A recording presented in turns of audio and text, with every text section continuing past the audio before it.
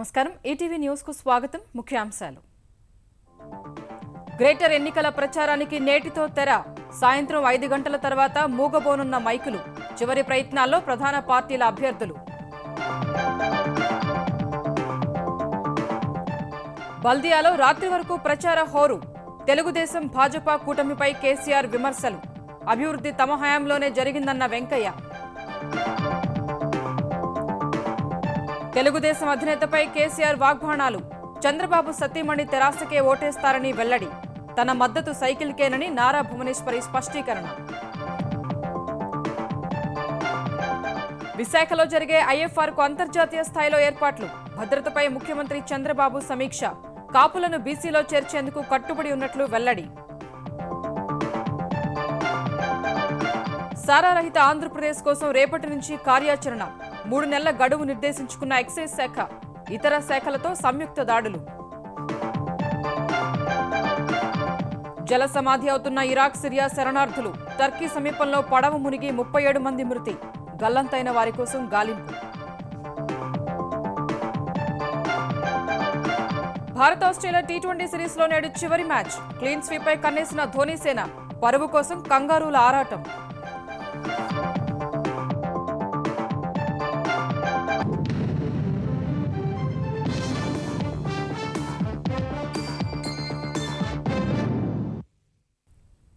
తెలంగాణలో అధికారంలో ఉన్న ప్రభుత్వమే హైదరాబాద్ నగరాభివృద్ధికి దోహదం చేస్తుందనే విషయం గ్రహించాలని ముఖ్యమంత్రి చంద్రశేఖరరావు ఓటర్లకు సూచించారు.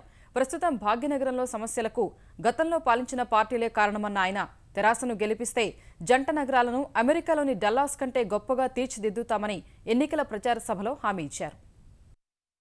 హైదరాబాద్ మహానగరపాలక సంస్థ ఎన్నికల్లో గులాబీ జెండా ఎగరడం ఖాయమని తెరాస అధినేత ముఖ్యమంత్రి చంద్రశేఖరరావు పునరుద్ఘాటించారు. సికింద్రాబాద్ కవాతు మైదానంలో జరిగిన సభలో నగరాభివృద్ధికి తీసుకున్న చర్యలు, భవిష్యత్తులో చేపట్టనున్న కార్యక్రమాలను వివరించిన ఆయన విఘ్నతతో ఓటేయాలని ప్రజలను కోరారు. తెలుగుదేశం అధినేత చంద్రబాబుపై విమర్శనాస్త్రాలను సంధించారు. ఇక చంద్రబాబు నాయుడు హైదరాబాద్ వదలా బొమ్మాలి వదలా అంటాడు. వదలా నేను ఎవడు బొమ్మన్నాడు నాకు అర్థం కాదు. ఆయన ఇక్కడ ఉంటలేరు పాప ఈ మధ్యలో విజయవాడలో ఉంటాను. ఆయన వ్యాపారం అంతా ఆయన భార్య ఉన్నది మా వదిన భువనేశ్వరి. ఆమె చూస్తే నేనకంటే ఆమెనే నయం. నేను గ్యారంటీగా చెప్తున్నా భువనేశ్వరి గారు కూడా ఆమె ఇక్కడనే ఉన్నది కాబట్టి ఆమెకు నిజాయితీ ఉంది కాబట్టి తప్పకుండా నిన్న కార్యకర్తలు పోయి ఆమెను అడిగితే నాకు తెలుసు నేను కూడా హైదరాబాద్లో మీకే ఓటేస్తా అని చెప్పింది. ఆమె గ్యారంటీ మాకే ఓటేస్తుంది. 2 పడక గదుల ఇళ్లపై కేంద్ర మంత్రి దత్తాత్రేయ వ్యాఖ్యలను తప్పుబట్టిన కేసీఆర్ ఆ పథకం భాజపా పాలిత రాష్ట్రాలు ఆంధ్రప్రదేశ్లో ఎందుకు లేదని ప్రశ్నించారు. దత్తాత్రేయ గారు చెప్తాడు కేంద్ర ప్రభుత్వం ఇచ్చే డబ్బులతోనే కేసీఆర్ డబుల్ బెడ్రూమ్ ఇల్లు కడతా అంటుండు, లేకపోతే కట్టలేడని చెప్తాడు. ఇలా డబుల్ బెడ్రూమ్ స్కీమ్ నువ్వు ఢిల్లీ సర్కార్ ఇస్తే నేను ఇక్కడ ఇస్తున్నానా? ఎప్పుడు చెప్పిండు కేసీఆర్ డబుల్ బెడ్రూమ్ ఇస్తా అని? పేదలు ఆత్మగౌరవంతో బతకాలంటే డబుల్ బెడ్రూమ్ ఇల్లే కట్టిస్తామని 2014 ఎన్నికల ముందు చెప్పినాం. వాస్తవాలు ఈ విధంగా ఉంటే అబద్ధాలు చెప్పి అవాకులు చెప్పి చెవాకులు చెప్పి ఇష్టం వచ్చిన పద్ధతిలో మాట్లాడుతూ ఉన్నారు. తెరాస ప్రచారం కోసం గ్రేటర్ నలుమూలలు తిరిగిన కేటీఆర్కు పురపాలక శాఖను అప్పగించి హైదరాబాద్ను ప్రపంచ స్థాయిలో అభివృద్ధి చేస్తామని కేసీఆర్ స్పష్టం చేశారు. జంట నగరాల ప్రజలకు నేను చేసే మనం ఒకటే, తెలంగాణ రాష్ట్రానికి సంబంధించిన మంత్రులు శాసనసభ్యులు మీ దగ్గరకు వచ్చి మీ గల్లి గల్లి తిరిగిండ్రు, మీ సమస్యలు చూసిండ్రు, మొత్తం క్రోడీకరణ చేసిండ్రు. నేను కంటున్నది ఒకటే కళ, మేము కానీ హైదరాబాదు ఒక విశ్వ నగరం కావాలి, అమెరికాలో డల్లాస్ కంటే కూడా గొప్ప నగరం కావాలి. కేసీఆర్ ఏం చెప్పినా మొండోడు మీకు తెలుసు. ప్రాణం పోయినా సరే ఈ హైదరాబాద్ జంట నగరాలను బ్రహ్మాండంగా చేస్తానని మనవి చేస్తా ఉన్నా. గ్రేటర్లో అధికారం తెరాసకు అప్పగిస్తే అవినీతి రహిత పాలన అందిస్తామని కేసీఆర్ హామీ ఇచ్చారు. నాకు నిజంగా తృప్తి కలిగేది ఎప్పుడంటే జిహెచ్ఎంసీ ఆఫీసులో పేద మధ్య తరగతి ప్రజలు లంచం ఇవ్వకుండా మున్సిపాలిటీ పర్మిషన్ తెచ్చుకునే రోజు రావాలి. ఆ స్టేజ్ మీద కూర్చున్న బిడ్డలు మీరు చెప్పాలి, హైదరాబాద్ లో లంచం లేకుండా మున్సిపల్ ఇప్పించే పర్మిషన్ ఈ బిడ్డలతో చేయించే బాధ్యత నాది. వాళ్ళందరూ కూడా చేతులెచ్చి మీ ముందు ప్రతిజ్ఞ తీసుకుంటా ఉన్నారు. గ్రేటర్ హైదరాబాద్ పీఠాన్ని తెరాస సొంతంగా గెలుచుకుంటే చెవి కోసుకుంటానంటూ సిపిఐ నేత నారాయణ చేసిన వ్యాఖ్యలను కేసీఆర్ ఎద్దేవా చేశారు. చంద్రబాబు సతీమణి తెరాసకే ఓటేస్తారంటూ సికింద్రాబాద్లో నిర్వహించిన సభలో కె చంద్రశేఖరరావు చెప్పడాన్ని నారా భువనేశ్వరి తప్పుపట్టారు. తాను తెరాసకు ఓటు వేస్తున్నట్లు కేసీఆర్ వ్యాఖ్యానించడం పట్ల ఆమె ఆశ్చర్యం వ్యక్తం చేశారు. తన ఓటు ఎప్పుడూ తెలుగుదేశానికేనని భువనేశ్వరి స్పష్టం చేశారు. ఓటర్లను గందరగోళానికి గురి చేయడానికి కేసీఆర్ చేసిన వ్యాఖ్యలు బాధాకరమని వ్యాఖ్యానించారు. ఈ మేరకు భువనేశ్వరి స్పందనను ఆమె కుమారుడు నారా లోకేష్ ట్విట్టర్లో వెల్లడించారు.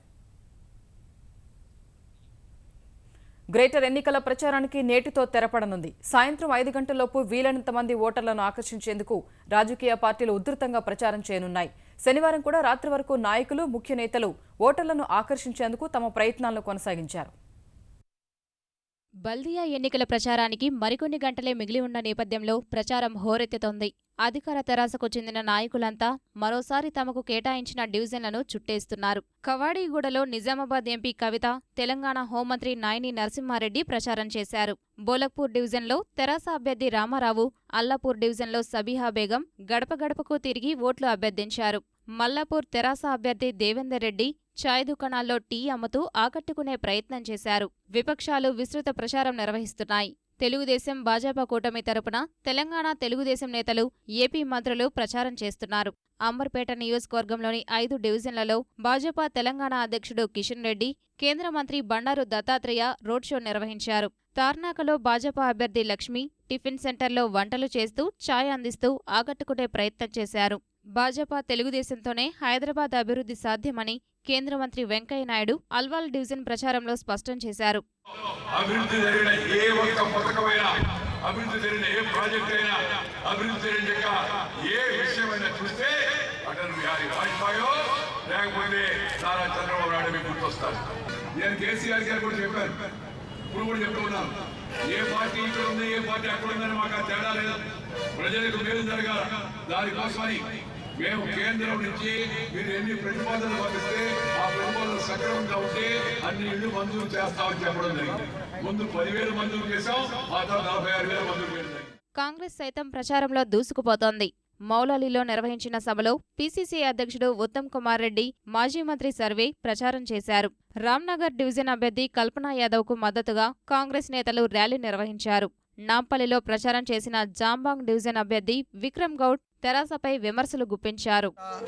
నేను హైదరాబాద్ని ఒక గ్రేటర్ సిటీగా మారుస్తా అవి ఇవి అని మాట్లాడే బదులు ఒక్కసారి వీళ్ళ దయనీయమైన పరిస్థితి వచ్చి చూసి దీన్ని ఏమైనా చేయగలిగితే చేయండి. కానీ బ్యానర్లు, ఫ్లెక్స్లు పెట్టడంతో, పక్క పార్టీ వాళ్ళ కండువాలు వేసుకోవడంతో మీరు రాజకీయ నాయకులు గారు.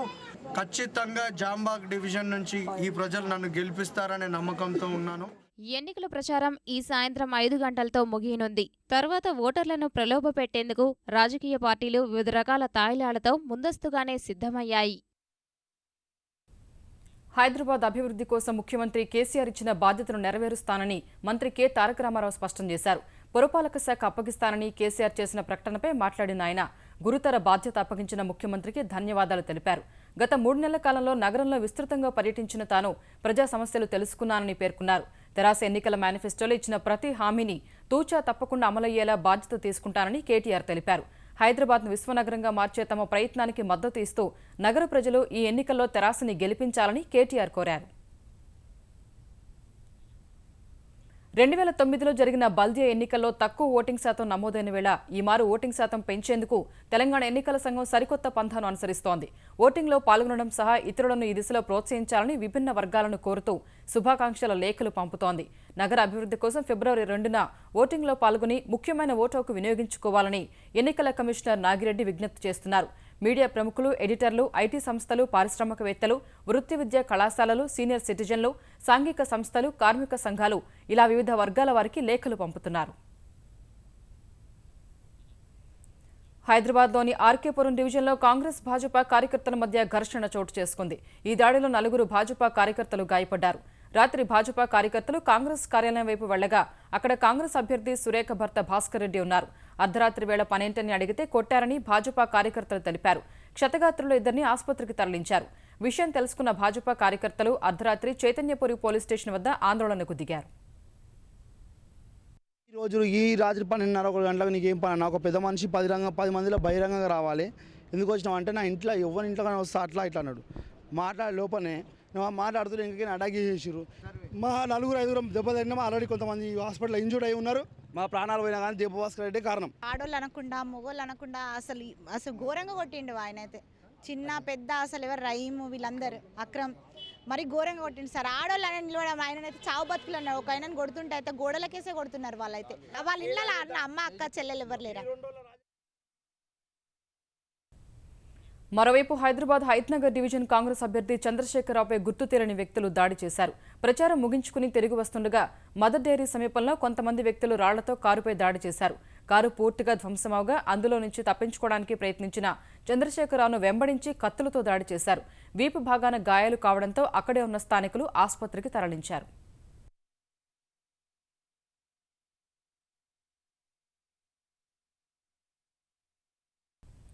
విశాఖలో జరిగే అంతర్జాతీయ నౌకా సమీక్ష ఐఎఫ్ఆర్ను చరిత్రలో నిలిచిపోయే స్థాయిలో నిర్వహించనున్నట్లు ముఖ్యమంత్రి చంద్రబాబు తెలిపారు. విశాఖ కలెక్టరేట్లో తూర్పు నౌకాదళ అధిపతి వైస్ అడ్మిరల్ సతీష్ సోని, మంత్రి గంటా, ఎంపీ ముత్తంశెట్టి శ్రీనివాస్, ఎమ్మెల్యేలు, జిల్లా అధికారులతో ఆయన సమీక్ష నిర్వహించారు. దేశ విదేశీ ప్రతినిధులు వస్తున్న ఈ కార్యక్రమంలో భద్రతపై ప్రధానంగా దృష్టి పెట్టాలని సూచించారు. స్మార్ట్ నగరాల జాబితాలో విశాఖకు 8వ స్థానం దక్కడంపై జీవీఎంసీ కమిషనర్ను చంద్రబాబు అభినందించారు. దేశాల నుంచి మొత్తం కూడా కన్ఫర్మేషన్ వచ్చింది. ఒక 87 మంది ఇంటర్నేషనల్ ఫ్లైట్ రివ్యూలో సమేష్ కూడా అంటే ఆ కాన్ఫరెన్స్ కూడా వాళ్ళంతా కన్ఫర్మ్ చేశారు. Will take all precautions, there is no compromise. నేను ఇంకో మాట కూడా చెప్పాను, వీలైతే వచ్చే వాళ్ళందరూ కూడా ట్యాబులు పెట్టి ఎవడన్నా వెరిఫై చేయాలంటే ఫింగర్ ప్రింట్ కానీ ఐరిస్ కానీ ఈ రెండు కూడా చెక్ చేసుకోవచ్చు. ఫింగర్ ప్రింట్ పెడితే ఏ వ్యక్తి ఏ ఊరు ఎక్కడున్నాడో మొత్తం వచ్చింది. కాపులను వెనకబడిన తరగతుల్లో చేర్చేందుకు ప్రభుత్వం చిత్తశుద్దితో కృషి చేస్తుందని ముఖ్యమంత్రి చంద్రబాబు స్పష్టం చేశారు. ప్రస్తుతం బీసీల్లో ఉన్న వారి ప్రయోజనాలు దెబ్బతినకుండా కాపులను బీసీల్లో చేర్చేందుకు ప్రయత్నిస్తుంటే కొన్ని రాజకీయ పార్టీలు స్వార్థ ప్రయోజనాల కోసం సున్నితమైన సమస్యను జటిలం చేయడానికి కుట్రలు చేస్తున్నాయని మండిపడ్డారు. చైర్మన్ వేసాం, 100 కోట్లు ఇచ్చాం, కమిషన్ వేసాం, ప్రిపేర్ కూడా చేయాలి కదా కూడా పబ్లిక్ని. అంటే కొన్ని సమస్యలు సున్నితంగా అందరిని ఎడ్యుకేట్ చేయాలి. బీసీసీలో ఏముంది, ఇంకొక ఆయన వస్తున్నాడు మాకు అన్యాయం జరిగిపోతుంటున్నాడు అన్నప్పుడు ఆయన కూడా చెప్పాలి, కాదా నీకు అన్యాయం కాదు, మీకుండే రిజర్వేషన్స్ ప్రొటెక్ట్ చేస్తూనే దానికంటే ఎక్కువ పెట్టి కాపులకు ఇస్తానని చెప్తున్నాం. వీళ్ళంతా కొత్త వాళ్ళ రాజకీయాలు లేరా? 30 ఏళ్ళు 40 ఏళ్ళు ఉన్నారు. అప్పుడు ఏం చేశారు వీళ్ళు? అప్పుడు ఏమి చేయాలి? ఇప్పుడు మాత్రం గుర్తొచ్చిందా? రాజకీయాలు ఎందుకు చేయాలి? వైఎస్ఆర్ కాంగ్రెస్ వీళ్ళు కలబెట్టారు. రాష్ట్రంలో ఉండే ప్రజానీకానికి అందరికీ అప్పీల్ చేస్తున్నారు, కాపుల మీద ఎవరికైనా ప్రేమ ఉంటే ఈ సమస్య పరిష్కారం చేయాలనుకుంటే ప్రభుత్వానికి వదిలిపెట్టండి, అందరినీ కన్విన్స్ చేసి దీనికి పరిష్కార మార్గం చూపిస్తారు. ఆంధ్రప్రదేశ్ను నాటుసారా రహితంగా మార్చేందుకు రేపటి నుంచి ఏపీ ఎక్సైజ్ శాఖ రంగంలోకి దిగనుంది. సారాతో ఆర్థికంగా చితికిపోతున్న కుటుంబాలను రక్షించడమే లక్ష్యంగా రేపటి నుంచి ఏప్రిల్ చివరి వరకు ఇతర శాఖల సమన్వయంతో కలిసి పనిచేసి మే మొదటి వారంలో ఆంధ్రప్రదేశ్ను సారారహిత రాష్ట్రంగా ప్రకటించాలని నిర్ణయించింది. ఏపీలో 1958 సారా ప్రభావిత గ్రామాలు ఉన్నట్లు గుర్తించిన అబ్కారీ శాఖ తయారీ, సరఫరా, విక్రయాల్ని బట్టి 13 జిల్లాలను 3 కేటగిరీలుగా విభజించింది. వాటిలో అధిక గ్రామాలను ఉభయ గోదావరి జిల్లాలు అనంతపురం, చిత్తూరు, కర్నూలును ఏ కేటగిరీ కిందకు చేర్చి సారారహిత జిల్లాలుగా ప్రకటించేందుకు 3 నెలలు గడువు విధించారు. బి కేటగిరీ కిందకు చేర్చిన శ్రీకాకుళం, విజయనగరం, విశాఖ, కృష్ణా, కడప జిల్లాల్ని 2 నెలల్లో, సి కేటగిరీ కిందకు చేర్చిన నెల్లూరు, ప్రకాశం, గుంటూరు జిల్లాలను నెలలోపు సారారహిత జిల్లాలుగా ప్రకటించాలని ఆంధ్రప్రదేశ్ అబ్కారీ శాఖ నిర్ణయించింది. ఫిబ్రవరి 27, 28 తేదీల్లో జరగనున్న లేపాక్షి ఉత్సవాలను అంతర్జాతీయ పర్యాటకులను ఆకర్షించేలా నిర్వహిస్తామని ఆంధ్రప్రదేశ్ సమాచార శాఖ మంత్రి పల్లె రఘునాథ్ రెడ్డి వెల్లడించారు. లేపాక్షి ఉత్సవాల నిర్వహణపై ఆంధ్రప్రదేశ్ దేవాదాయ మంత్రి మాణిక్యాలరావు, హిందూపురం ఎమ్మెల్యే బాలకృష్ణతో కలిసి ఆయన సమీక్ష నిర్వహించారు. లేపాక్షి ఉత్సవాలకు 4,19,00,000 రూపాయలను ప్రభుత్వం ఖర్చు చేస్తోందని వివరించారు. తెలుగు సినీ పరిశ్రమతో పాటు కన్నడ, తమిళ కళాకారులు ప్రత్యేకంగా హాజరవుతారని హిందూపురం శాసనసభ్యుడు బాలకృష్ణ వెల్లడించారు. కానీ ఇటువంటివన్నీ కూడా అక్కడ ప్రతిబింబించే విధంగా ఫుడ్ కోర్ట్స్ కానీ, ఈ ఆంధ్రప్రదేశ్లో లభించే అన్ని రకాల వంటలు అక్కడ కనపడేట్లు, ఫ్లవర్ షోస్ కానీ, అంటే గతంలో ఎప్పుడూ జరగనంతగా అత్యంత వైభవంగా ఈ లేపాక్షి ఉత్సవాలు నిర్వహించాలని చెప్పి నిర్ణయం తీసుకోవడం జరిగింది. అనంతపురం జిల్లాలో ఎన్నో టూరిజం స్పాట్స్ ఉన్నాయి. పుట్టపర్తి ఉంది, అలాగే మర్రిమాన్ ఉంది, టూరిజం స్పాట్స్. వాటన్నిటి కూడా ఒక సర్క్యూట్ ప్యాకేజ్ కింద రాష్ట్రాల నుంచి కూడా విజిట్ చేయడానికి ఒక ప్లాన్ కూడా ఉంది. అలాగే వరల్డ్ హెరిటేజ్ సైట్ కింద లేపాక్షి టెంపుల్ ని గుర్తించమని వాళ్ళకి ఒక ప్రపోజల్ పంపించడం జరుగుతుంది. రుచులు, రాయలసీమ రుచులు, ఇవన్నీ కూడా అక్కడ ఏర్పాటు చేయడం జరుగుతుంది. రోహిత్ ఆత్మహత్య ఘటనపై పార్లమెంటు బడ్జెట్ సమావేశాల్లో చర్చించడానికి ఎలాంటి అభ్యంతరం లేదని పార్లమెంటరీ వ్యవహారాల మంత్రి వెంకయ్యనాయుడు స్పష్టం చేశారు. రోహిత్ ఆత్మహత్యపై కాంగ్రెస్ వామపక్షాలు రాజకీయం చేస్తున్నాయని మండిపడిన ఆయన ఈ అంశాన్ని సాకుగా చూపి విపక్షాలు పార్లమెంట్ను అడ్డుకునే ప్రయత్నాలు మానుకోవాలని హితవు పలికారు. రోహిత్ బలవన్మరణంపై ఆందోళనలు చేస్తున్న కాంగ్రెస్ ఆ పార్టీ దళిత నేత రాజయ్య ఇంట్లో జరిగిన ఆత్మహత్య ఘటనలపై ఎందుకు స్పందించలేదని వెంకయ్య ప్రశ్నించారు.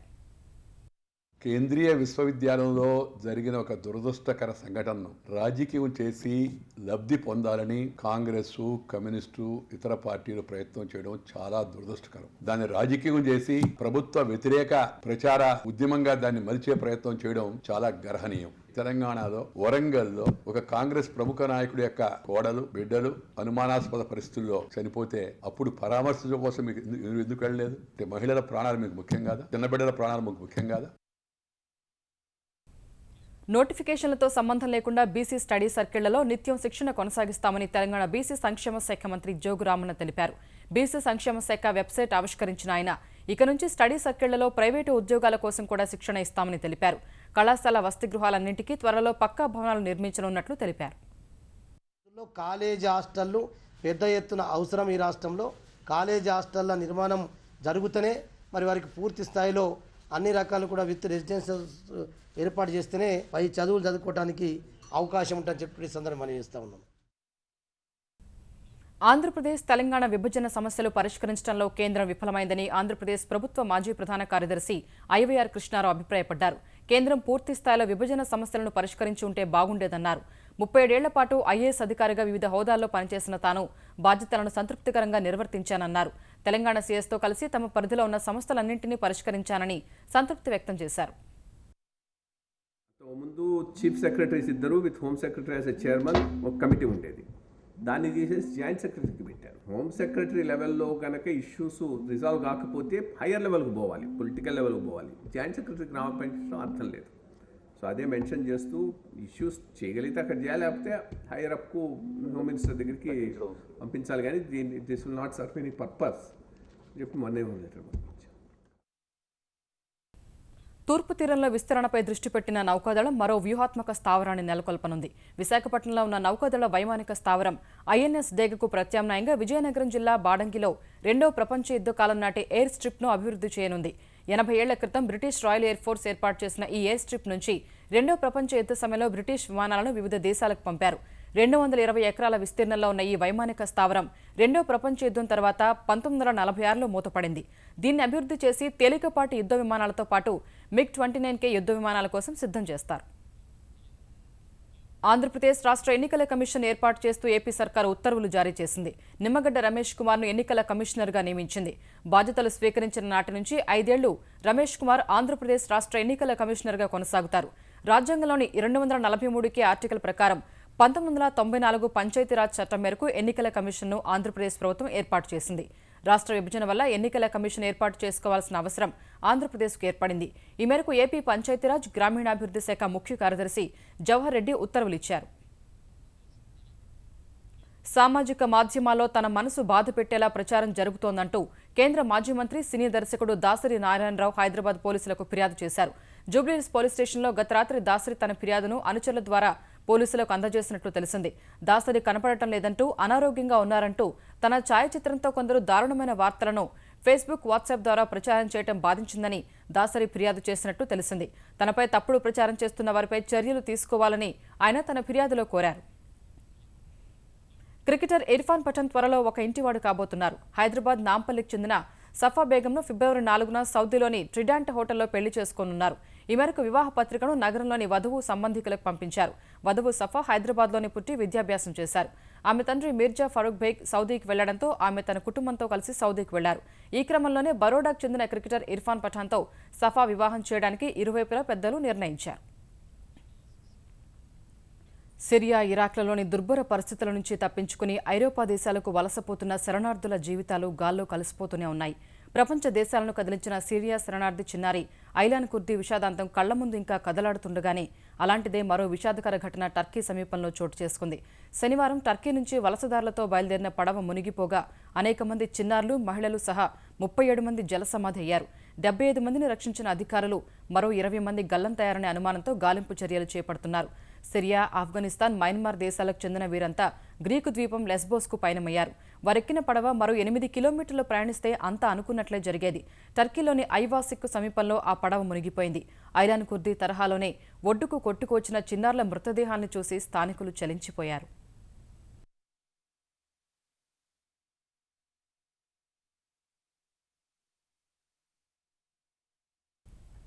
ప్రధాని మోదీ తన మనసులోని భావాల్ని ఆకాశవాణి ద్వారా ప్రతి నెలా పంచుకునే మన్ కీ బాత్ కార్యక్రమం ఉదయం 11 గంటలకు ప్రసారం కానుంది. 2014 అక్టోబర్ 3న మోదీ తొలి మన్ కీ బాత్ నిర్వహించగా నేటి కార్యక్రమం 16వది కానుంది. రాజకీయ, సామాజిక, అభివృద్ధి సంబంధిత అంశాలపై ఆకాశవాణి ద్వారా తన అభిప్రాయాల్ని మోదీ వివరించే ఈ కార్యక్రమంలో ఏ అంశాలపై మాట్లాడాలన్న దానిపై ప్రజల నుంచే సలహాలు స్వీకరిస్తున్నారు. మైగవ్ వెబ్సైట్ ద్వారా వచ్చిన సూచనల్లో ఉత్తమమైన వాటిని ఎంచుకుని వాటిపై ప్రసంగిస్తున్న మోదీ ప్రజలు పంపిన స్వర సందేశాల్లో కొన్నింటికి మన్ కీ బాత్ కార్యక్రమంలో యావత్ దేశానికి వినిపిస్తున్నారు. ఇలా ఇప్పటివరకు నిర్వహించిన 15 మన్ కీ బాత్ కార్యక్రమాలకు 61,000 సూచనలు, 1,43,000 స్వర సందేశాలు అందాయి.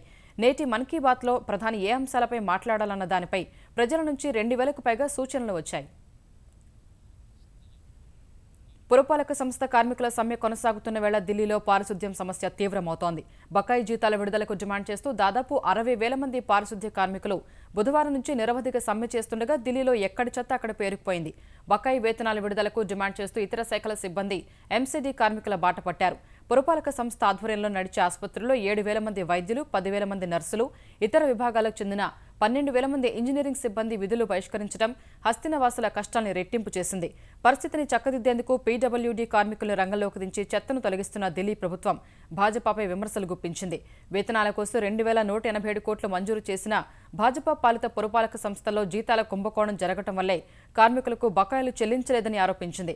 ఆప్ సర్కారు వాదనలను ఖండించిన భాజపా నిధుల విడుదలపై కేజ్రీవాల్ ప్రభుత్వం ప్రజల్ని తప్పుదోవ పట్టిస్తోందని విమర్శించింది.